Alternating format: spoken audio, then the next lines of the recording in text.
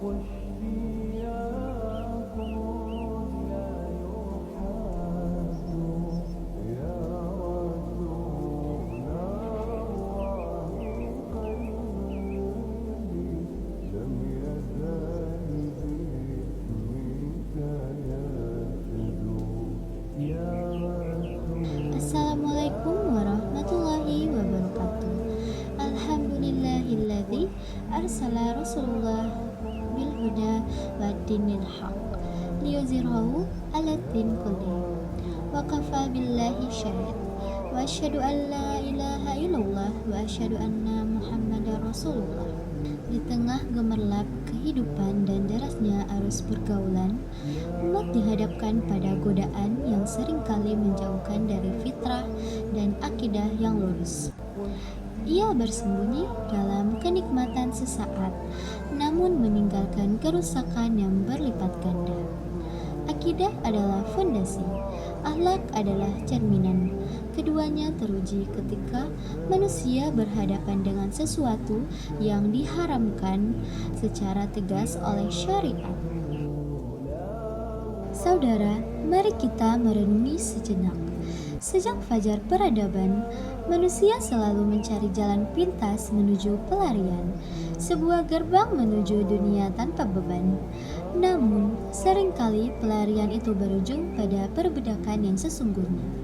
Dalam sejarah Islam yang agung, ada satu zat yang dengan tegas dilarang, yang dijuluki sebagai Ummul Qaba'its atau induk segala kejahatan. Itulah al-kham, minuman keras yang memabukkan. Mengapa Islam mengharamkannya? Apa hikmah tersembunyi di balik larangan yang diturunkan oleh Rabbul Alamin? Dan bagaimana kita sebagai muslim menyikapi perkara meminum khamar ini sesuai tuntunan akidah dan akhlak yang diajarkan oleh Rasulullah SAW? Dalam video ini, kita akan mengupas tuntas dalil, dampak, dan konsekuensi bagi seorang mukmin yang melanggar batas-batas ilahi tersebut. Nantikan pembahasannya hanya di sini. Secara bahasa, khamar berasal dari kata khamara yang berarti menutupi atau menghalangi. Menurut istilah syariat, khamar adalah segala jenis minuman atau zat yang memabukkan dan dapat menutupi akal atau kesadaran seseorang, apapun bahan pembuatannya, baik dari anggur, kurma, gandum, atau lainnya. Prinsip dasar, setiap yang memabukkan adalah khamar dan setiap khamar hukumnya haram. Hadis Rasulullah SAW berbunyi, setiap yang memabukkan adalah khamar dan setiap khamar adalah haram. Hadis riwayat Muslim. Hukum meminum khamar adalah haram dan termasuk dosa besar atau al-kabair dalam Islam. Keharaman ini bersifat mutlak atau pasti dan tegas.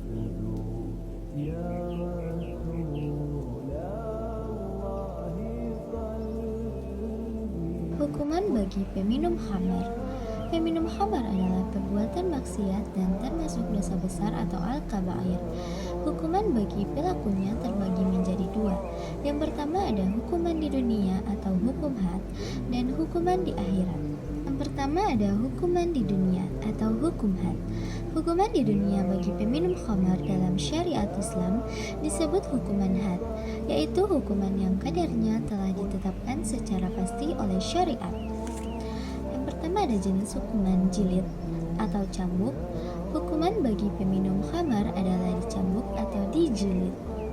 Jumlah cambukan pada masa Nabi Muhammad SAW dan Abu Bakar As-Siddiq, jumlah cambukan adalah 40 kali. Pada masa kekhalifahan Umar bin Khattab, setelah musyawarah dengan para sahabat termasuk Ali bin Abi Thalib, hukuman ini ditetapkan menjadi 80 kali cambukan. Yang kedua ada penerapan hukuman. Hukuman had ini hanya dapat dilaksanakan oleh pemerintah atau penguasa Islam yang sah setelah melalui proses peradilan dan pembuktian yang ketat. Tujuannya adalah sebagai efek jera atau zawajir dan untuk menjaga kemaslahatan umum atau masalah ammah dengan melindungi akal dan masyarakat dari kerusakan yang ditimbulkan khamar. Selanjutnya, hukuman di akhirat. Hukuman di akhirat adalah konsekuensi paling berat bagi peminum khamar, terutama jika ia meninggal dunia sebelum sempat bertaubat. Yang pertama, tidak diterima salatnya. Bagi peminum biasa, salatnya tidak diterima selama 40 hari. Hadis Rasulullah SAW, barang siapa meminum khamar, maka tidak diterima salatnya selama 40 hari. Hadis riwayat At-Tirmidzi dan An-Nasa'i. Yang kedua, ancaman minuman darah dan nanah. Minuman di neraka, peminum khamar diancam akan diberi minuman yang sangat menjijikan dan menyakitkan di neraka. Yang ketiga, dicabutnya status keimanan, keluarnya ruh iman. Pada saat meminum khamar, seorang mukmin akan kehilangan ruh keimanan. Selanjutnya, jalan keluar dan harapan atau akhlak. Meskipun hukuman bagi peminum khamar sangat berat, pintu taubat selalu terbuka lebar. Yang pertama ada taubat nasuha. Jika seorang muslim bertaubat dengan taubat nasuha atau taubat yang sangat sungguh-sungguh sebelum meninggal dunia, Allah Subhanahu wa taala Maha Pengampun. Taubat ini harus meliputi penyesalan, berhenti total, dan bertekad tidak mengulanginya. Yang kedua, perbaikan diri. Hukuman di dunia jika diterapkan dianggap sebagai penghapus dosa baginya. Jika ia bertaubat dan memperbaiki diri, ia dapat terhindar dari hukuman di akhirat. Semoga kajian ini menyadarkan kita bahwa bahaya khamar tidak hanya merusak individu tetapi juga sendi-sendi masyarakat. Bagi yang terlanjur terjerumus, pintu taubat selalu terbuka luas. Mari kita jadikan momen ini untuk bertekad kuat menjauhi minuman keras, memohon ampunannya dan kembali kepada ajaran Islam yang suci. Ingatlah firman Allah, sesungguhnya Allah menyukai orang-orang yang bertaubat dan menyukai orang-orang yang mensucikan diri. Sampai jumpa pada kajian ini. Wabillahi taufiq wal hidayah. Wassalamualaikum warahmatullahi wabarakatuh.